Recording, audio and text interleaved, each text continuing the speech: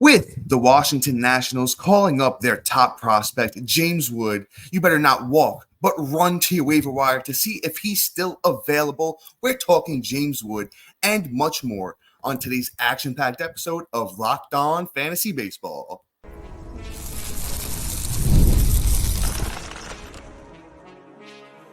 You are Locked On Fantasy Baseball, your daily fantasy baseball podcast. Part of the Locked On Podcast Network, your team every day.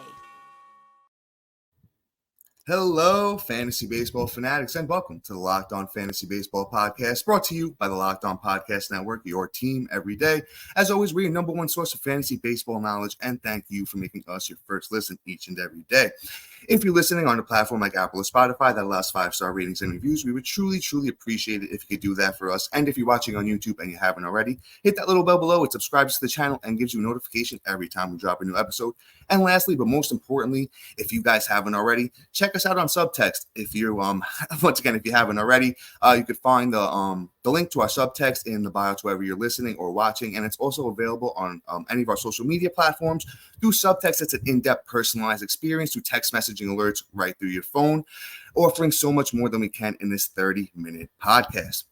And Tax Network USA Today is the sponsor of today's episode of Locked On Fantasy Baseball. Did you know that it's never too late to resolve your tax issues with the IRS? Don't wait. Reduce your tax debt and get help from a team of licensed tax professionals. Call 1-800-549-1000 or visit tnusa.com/locked-on. And all right, guys, this is a big one. I know Matt's been talking about him. I've been talking about him. We've talked about him together a bunch. James Wood has finally got the call to the bigs. And as I said, it's a pause the podcast kind of moment. James Wood, the third overall prospect, according to MLB.com.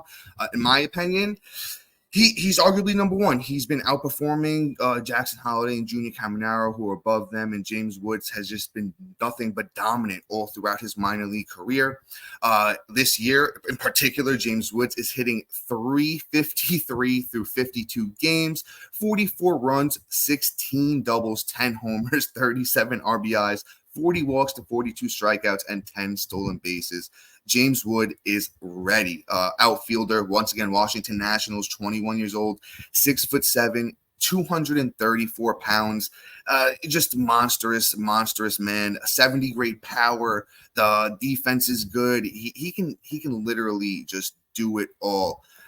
And guys, actually, Matt, my brother, is here. Let's bring him on.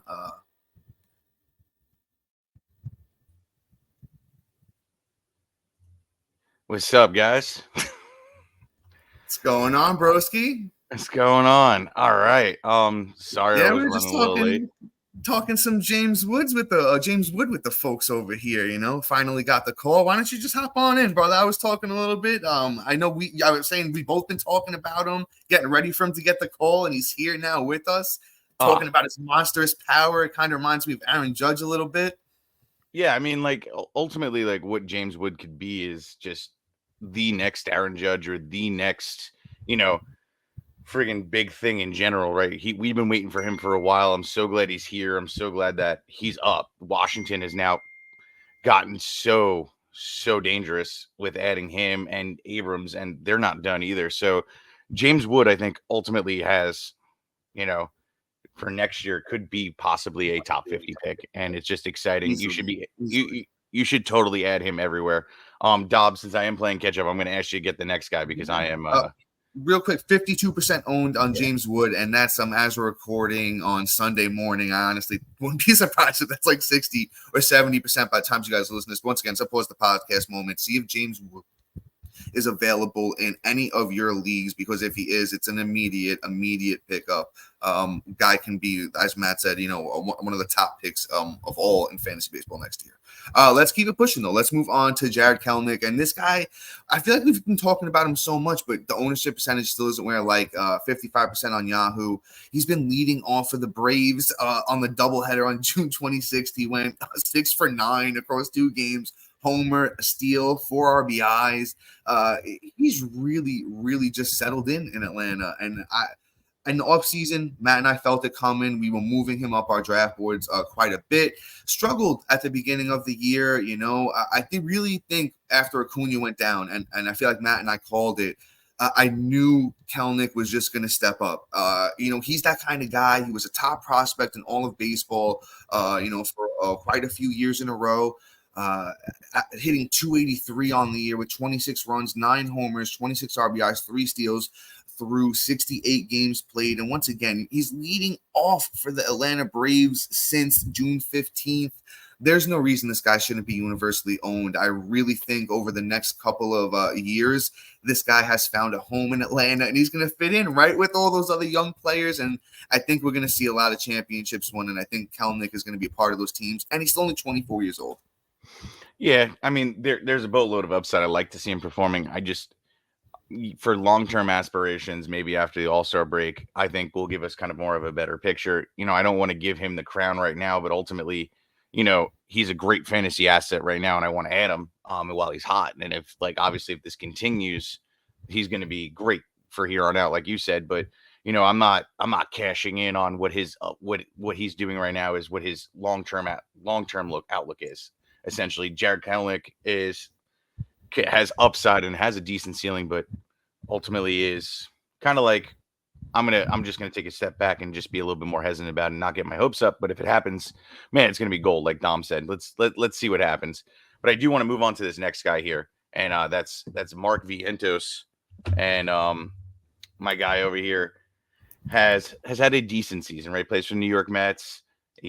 So far since this season, he has 124 at-bats, 22 runs, 6 doubles, 9 bombs, 22 ribs.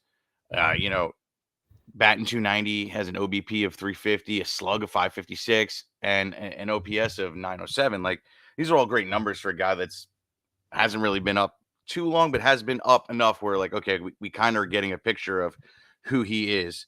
So ultimately, I'm kind of excited to say, hey, like, I'm ready to add this dude and kind of say, hey, like, let's ride this out. He is a decent prospect. He has had power in his prospect pedigree and things like that at 43% owned. And with the week he's having, it's like, okay, I want to ride that and see if that prospect pedigree kind of shows through in this next week as either a great streamer or somebody that might have a little bit more of a lasting fantasy impact.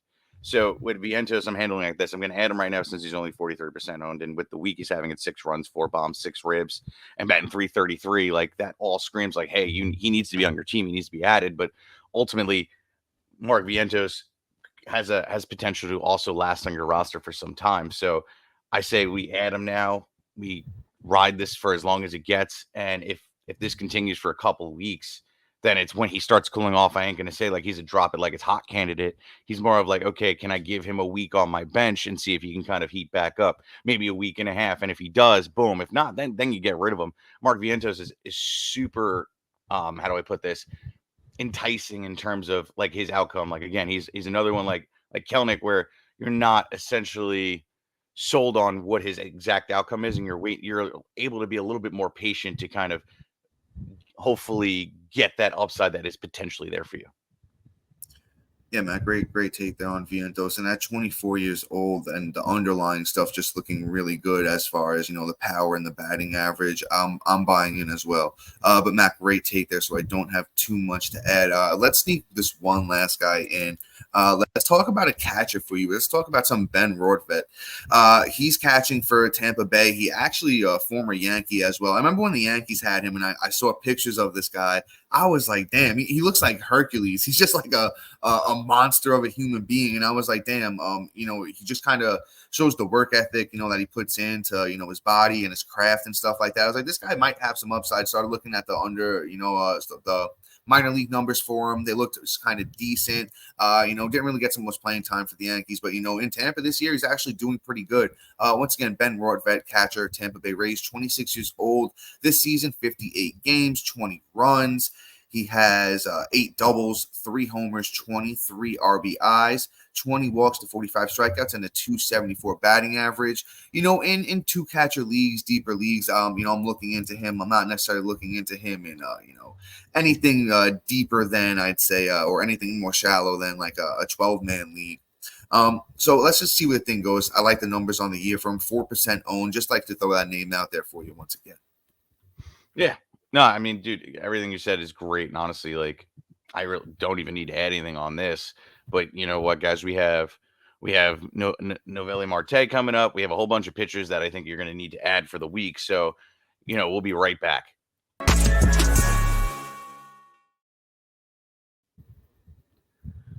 PrizePicks is the largest daily fantasy sports platform in North America. They are the easiest and most exciting way to play DFS. It's just you against the numbers instead of battling thousands of other players, including pros and sharks. You pick more or less than 2 to 6 player projections and watch the winnings roll in. Exploring my skills on PrizePicks this season adds an extra layer of excitement to daily fantasy sports.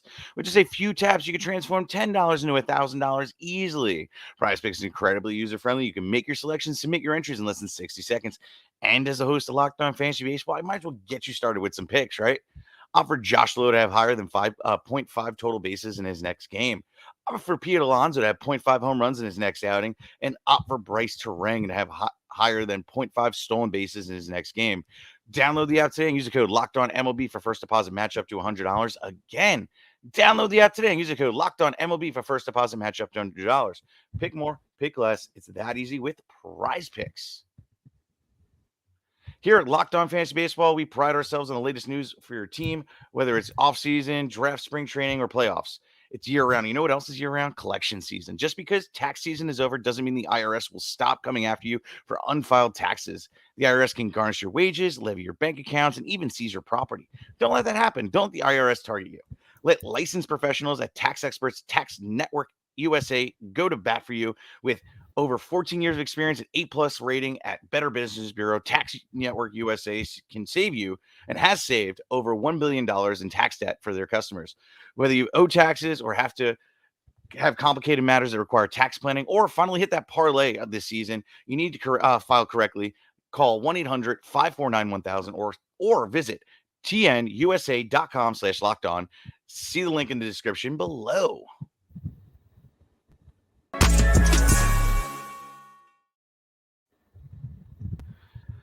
Are you watching Fox Sports or ESPN on your TV all day? Have you had to turn down the volume with all that shouting? Make the switch to Locked On Sports today, a free 24/7 streaming channel program for you every day to bring you the biggest news stories without all that screaming. Locked On Sports Today brings you can't miss analysis, opinions, and news streaming 24/7 on YouTube or free on the Amazon Fire TV channel app.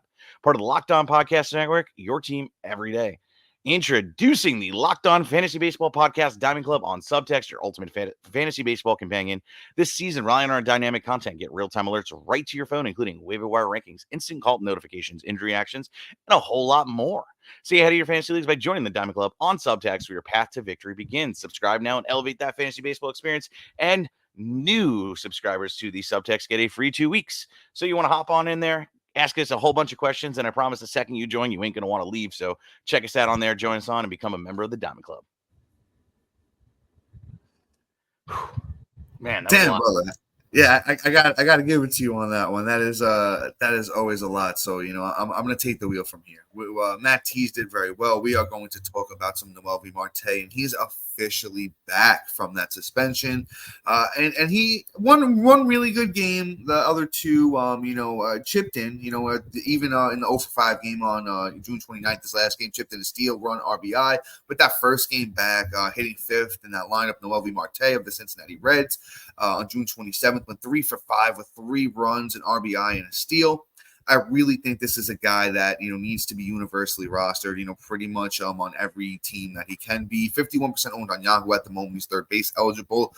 This is a guy with a lot of prospect pedigree and honestly showed off in his opportunity in the bigs last year. I know it was only 35 games, but as a 21-year-old Noelvi Marte on the Reds last year, 35 games, 15 runs, 7 doubles, 3 homers, 15 RBIs, 6 steals, 8 walks to 25 strikeouts, and he hit .316.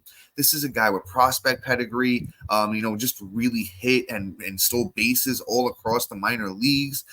Noelvi Marte is just really, really good at baseball. And I think somebody, next year, maybe not a top 50 pick like James Woods, but definitely inside the top 100, plays half his games in Great American Small Park in Cincinnati, Noelvi Marte. I love him. I think he needs to be owned everywhere. Yeah. I mean, obviously he's an ad, right? He's a must add. Because of what the prospect pedigree is.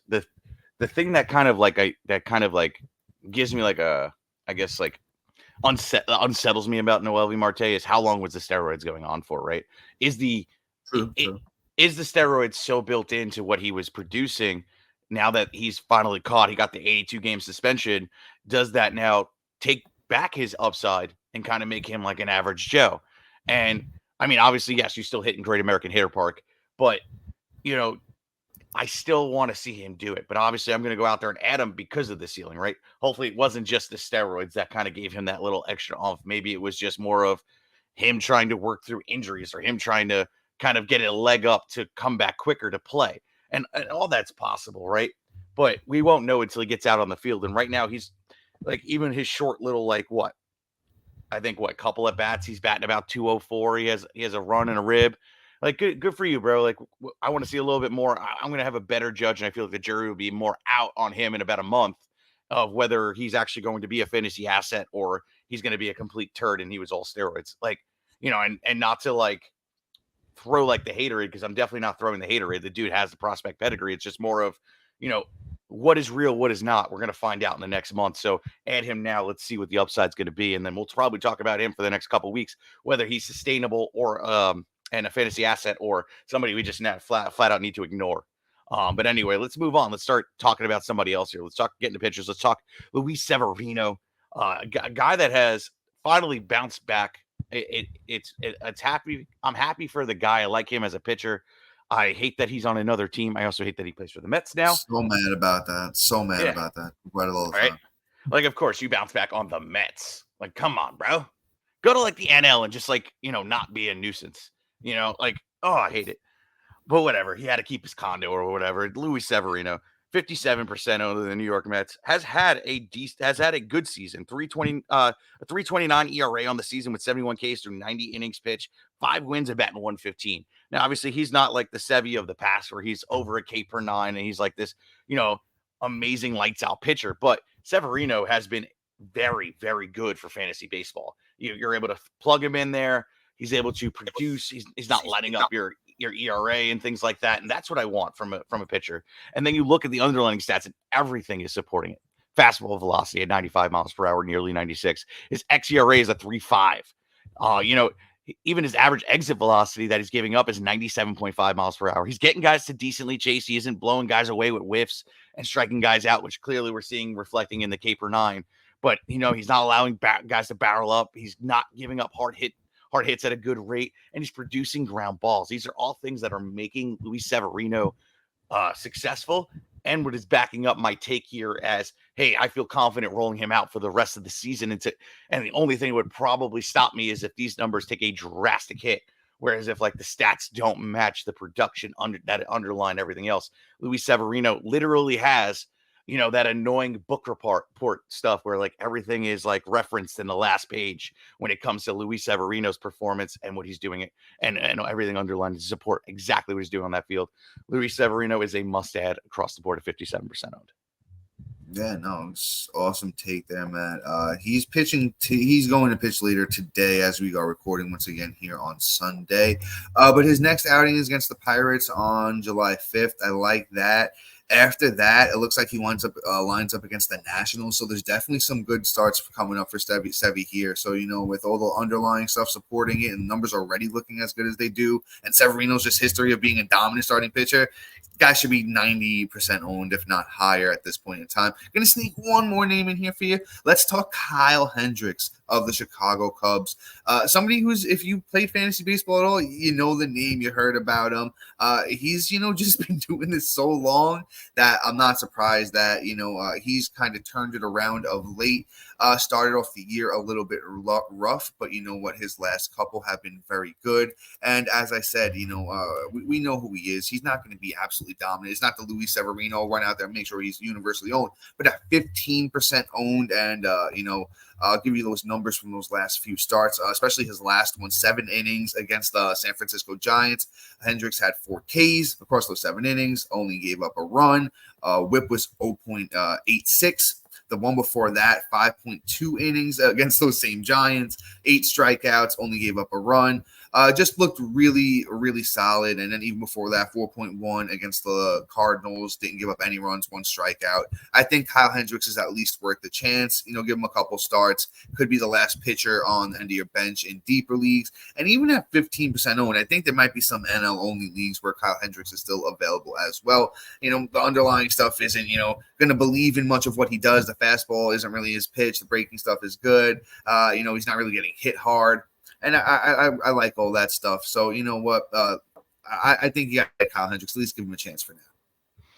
Yeah. No, I mean, everything you said is fantastic. I love every second of it. I think that he's an add in the deeper leagues and et cetera. But Dami did a fantastic job. I don't think I need to add anything in those regards. And guys, if you want to hear about Cade Povich, Michael Kopech, and Landon Knox, you're going to want to go be right back after this. I love sports. I love them so much. I never want them to stop. But as the playoffs wind down, we get fewer games, and the sports aren't sportsing like I want them to. But FanDuel lets me keep the sports going whenever I want. All I have to do is open up the app and dream up bets anytime I'm in the mood. And this summer, FanDuel is hooking up all customers with a boost or bonus bet daily. That's right. There's something for everyone every day, all summer long. Guys, I told you about those Celtics. If you listened to me on that one, you probably did really well. And you know what? There's so many fun bets on FanDuel as baseball goes the rest of the way. You definitely need to check them out for that. And once again, FanDuel, an official sports betting partner of Major League Baseball.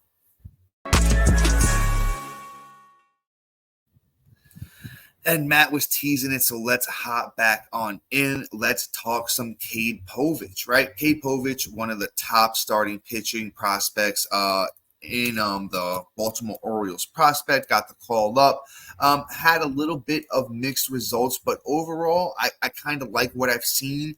The first start was really bad, had to get those jitters out of the way against Toronto, really got smacked around. But since then, overall, Cade Povich has been pretty good. In his second start on June 12th, Cade Povich went out against the Atlanta Braves, went 6 innings, struck out 6, didn't give up any earned runs, had an 0.83 whip, was good against the Yankees. It was a short start, but was still pretty good against, one of the better teams in baseball. In that one, Cade Povich went 4.2 innings, struck out 1, only gave up a run. Whip was a little high, 1.29. Pitched decently against the Guardians and the Texas Rangers in his last 2. I think this guy is worth a shot. Only 12% owned for Cade Povich on the year. The numbers don't look fantastic, but he does have prospect pedigree. Some of the underlying stuff, kind of mediocre, but there are bright spots. He's not really getting hit hard, not giving up, hard exit velocity. The batting average against is only 200 to be expected batting average against. The underlying stuff for ERA looks really good. So I think if he can get the control, under control, I really think there's a starting pitcher here that could be very useful. Once again, 6'3" lefty, Cade Povich, starting pitcher, Baltimore Orioles. Yeah, I mean, I like Povich. We've talked about him as a possible stash. Obviously after the ugly start he had the first time out was not enticing, and obviously allowed you to drop him. But I think this time we can kind of come back in. We can buy in again, ride it out for a matchup or two, and see how he fares. Right? If he could start turning around and doing what he did in the minors, or at least come anywhere close to it, that's where you're like, okay, cool. Like, he can be a fantasy asset throughout the season, because the minors, before he got called up, he had 56 innings pitched at 75 Ks with 3.18 ERA and a 1.11 whip. Like, all those numbers are fantastic. If he can even come close, do like a 3.75 ERA to finish the year with the K per 9 numbers, like Cade Povich can totally be an asset for you for the rest of the way. We shall see. He's on a good team. There is the opportunity. There is a permanent roster spot, a rotation spot for him, as long as he doesn't kind of work himself out of the role. So Povich, I feel, needs to be added. But let's move on. Let's talk about a guy that's literally like the most heartbreaking / like interesting / like always a fun name to talk about. Yeah, and God, like the most frustrating name in all of fantasy baseball, and that's Michael Kopech. Kopech has had 2 saves over the last 2 weeks. This is why we're talking about him, right? No other reason than, hey, he's getting save opportunities, and if the White Sox are going to win a game, Michael Kopech 2 saves in his last 2 outings. Yes. And if the White Sox are going to win a game, they're going to be close because it's not like they're blowing anybody away, right? Luis Robert can only do so much. Eloy can only stay on the field for a play or two. So, the team it's just going to be a battle machine. So Kopech is going to be in those positions. Now, they may not come, all at once or as frequent as you like, but when they come and they come great because Kopech does have good stuff. Kopech has a 98-mile-per-hour fastball. He definitely is somebody that can overwhelm a batter with in those regards, right? The only thing that kind of sucks is all the underlying stats are like he gives up hard hits. He doesn't produce ground balls. He walks guys. He allows guys to barrel up. He has he gives up a good amount of average exit velocity. Like these are all things that kind of suck. But again, when those opportunities, when he's on, there is good upside, right? He could get you 3Ks. He can get you a save, and he could be that like ideal closer for you. It's just, when is it going to happen? Can it happen? So like he's a riskier ad, but he's somebody that, hey, if somebody's getting saves, I'm going to want him on my team just because the lack of on the waiver wire right now is far none in between. There's no opportunities. So you got to get them where they come. And Michael Kopech of the Chicago White Sox is your only option right now off the waiver wires. And Kopech's 18% owned, so he's widely available, and he was I believe he was the top pitching prospect in all of baseball at some point in time. Kopech's last 7 games, though, right? It's 7 innings, 9 strikeouts, 3 walks. Batters are hitting 176 against Kopech over that time with a 2.57 ERA. It comes in bursts. There's a really good pitcher here at 28 years old, Kopech. I know we're fatigued with him at this point in time, but I really think he just needs the role, the confidence, say, hey, just rock with it. There's a chance, right? There's a chance that he takes off the rest of the way, closes out the season for the White Sox as the closer, winds up with 15 saves the rest of the way, and is really good for fantasy baseball. But there's also a chance that he gets smacked around his next 2-3 outings, and we don't talk about him at all again. So it really could go either way. I believe in Kopech. I think he's worth a shot. Go out there and snag him while you still can. Let's move on to this last name here. Let's talk some Landon Knack. I like Landon Knack. I don't think I've got the chance to talk about him on this podcast before. That's why I really wanted to mention him. Landon Knack, former starting pitching prospect for the Dodgers. He's in the rotation now. 6 starts, 2.08 ERA, 0.96 WHIP, 30 innings, 25 strikeouts. Has the prospect pedigree. Was really good his last time out in 4.2 innings, 7 strikeouts, gave up 1 earned run, had a 1.07 whip in that one, and it's just been really good. I know hasn't faced any big tough opponents yet, but I think this is a guy with prospect pedigree that Dodgers know how to do it with starting pitchers. The only thing I could see is an innings limit. I already see them limiting his innings. That's why he probably is only 29% owned at the moment. The way his pitches are moving look really good, getting, pretty good results on them. The expecting stuff looks pretty good. So, getting hit a little bit too hard for my liking, but I think Landon Knack is somebody, I want to give the opportunity at the end of my rotation and see where it goes. Yeah, I mean, Knack is on a team where there's win upside. You never want to chase wins because ultimately that's really hard to do. You don't know what a team's going to do. There's more factors that go into it, right? He has to pitch a certain amount of innings. They have to be up while he's still pitching, and then they have to stay up until the game is over. So, it's hard to chase that, right? But with Knack, he's on a team that can do it. Shohei Ohtani could take off and just, build that lead every single time he comes up to the plate, along with Freddie Freeman. That lineup is stacked. So, with Landon Knack, I'm like, okay, cool. There is some upside. I want to chase that. It's not like he's destroying you because he actually hasn't had a bad start yet. Not that some isn't coming, but I'm also okay with starting him against Arizona this week as a stream. I recommended him last week. Landon Knack just needs to be owned. What I like about him too is he has 4 pitches. He's not just like a 2-pitch guy.